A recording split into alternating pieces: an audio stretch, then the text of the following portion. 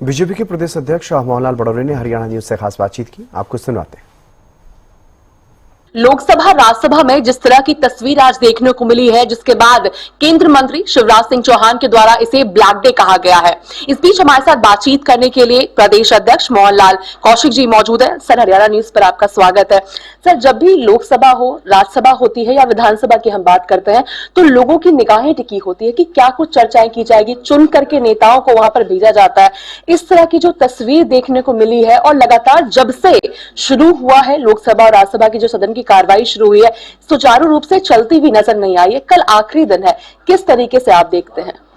ये कांग्रेस पार्टी जिस प्रकार से अपनी हार को पचा नहीं पाई और कांग्रेस पार्टी बौखलाहट में जिस प्रकार से हिंसात्मक कार्रवाई पर उतरी है, आज कांग्रेस के नेताओं का व्यवहार पूरी दुनिया ने देखा है, भारत की जनता ने देखा है। किस प्रकार से विपक्ष के नेता एक सांसद को धक्का मारते हैं, उस धक्का मारने से दूसरा सांसद गिरता है, वो चोटिल हो जाता है और प्रताप सारंगी जी को जो मस्तिष्क पर चोट लगी है, ये मुझे लगता है कि लोकतंत्र के इस मंदिर में लोकसभा के अंदर इस प्रकार की हिंसात्मक कार्रवाई करना, कांग्रेस पार्टी महात्मा गांधी, राष्ट्रपिता महात्मा गांधी की जो हिंसात्मक जो आंदोलन भी चलाया, हिंसात्मक रूप से कांग्रेस के नेताओं को समझाने का जो काम किया था, आज कांग्रेस पार्टी ने उस रास्ते को भी छोड़ दिया है।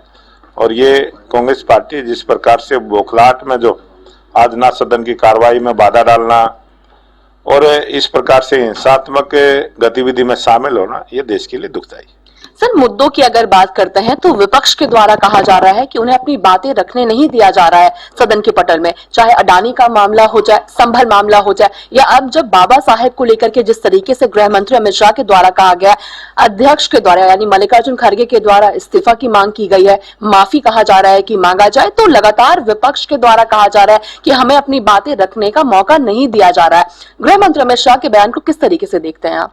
आज पूरे देश ने देखा है कि विपक्ष के नेता राहुल गांधी ने जब अपनी बात को रखा और पूरे देश ने देखा है किस प्रकार से उन्होंने हिंदू धर्म को लेकर भी जिस प्रकार से बातें कही, किस प्रकार से जो बातें सदन में नहीं कहनी चाहिए उस प्रकार की बातें उन्होंने कही।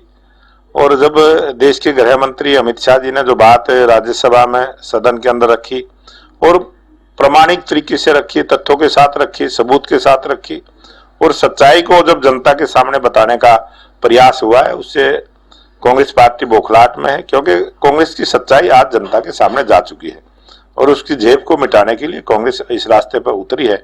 और बाबा साहब भीमराव अम्बेडकर का जो कांग्रेस ने जिस प्रकार से सत्ता में रहते हुए उनका अपमानित करने का जो काम किया था, आज वो जनता के सामने बातें आई हैं और ये आज पूरे देश की जनता जान चुकी है। उससे बौखलाहट में कांग्रेस पार्टी ने अपना काम किया है।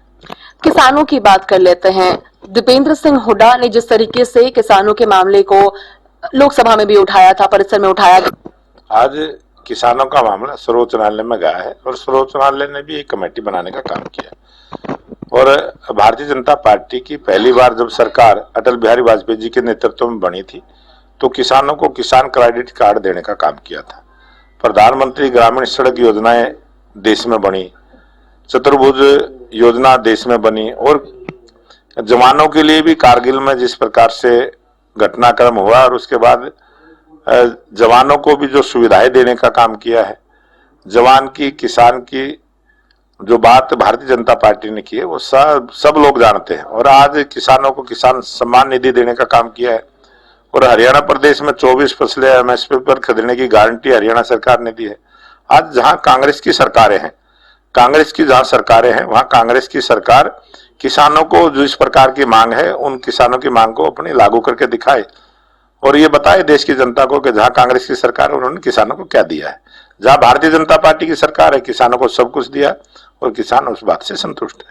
विपक्ष की बात कर लेते हैं। सर, बीते दिनों जिस तरीके से चौधरी वीरेंद्र सिंह के द्वारा अध्यक्ष को लेकर कहा गया है कि मॉरल ग्राउंड्स पर इस्तीफा दे देना चाहिए, सीएलपी लीडर्स को भी लेकर तमाम बयानबाजी देखने को मिला था, जिसे लेकर के सांसद जयप्रकाश के द्वारा कहा गया है कि बुजुर्ग हो चुके हैं चौधरी वीरेंद्र सिंह। ये कांग्रेस पार्टी के नेता एक दूसरे के बारे में बहुत सारी इसी प्रकार की बयानबाजी करते हैं और उनके प्रदेश के अध्यक्ष उदय भान जी अपने प्रभारी के ऊपर आरोप लगाने का काम करते हैं और कभी टिकटों के बारे में बात करते हैं, कभी उम्मीदवार के बारे में बात करते हैं। और जब चुनाव चला था तो उस समय उनके उम्मीदवारों ने खुद इस प्रकार की बयानबाजी की थी, भ्रष्टाचार, कांग्रेस के नेता भ्रष्टाचार करते हैं, किस प्रकार से नौकरी बेचने का काम करते हैं। ये कांग्रेस के नेता अपने मुख से ही सारी बातें स्वीकार कर चुके हैं और उसका परिणाम आया कि तीसरी बार हरियाणा में भारतीय जनता पार्टी की सरकार बनी है और स्पष्ट बहुमत की सरकार बनी है।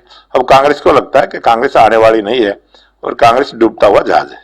एक आखिरी सवाल से सदस्यता अभियान को लेकर के जिस तरीके से आज विनोद तावरे के द्वारा भी ट्वीट किया गया है कि जिस तरीके से 12 करोड़ के आसपास जो सदस्य बन गए हैं, आने वाले दिनों में 13 करोड़ बनेंगे, हरियाणा की क्या परिस्थिति है फिलहाल?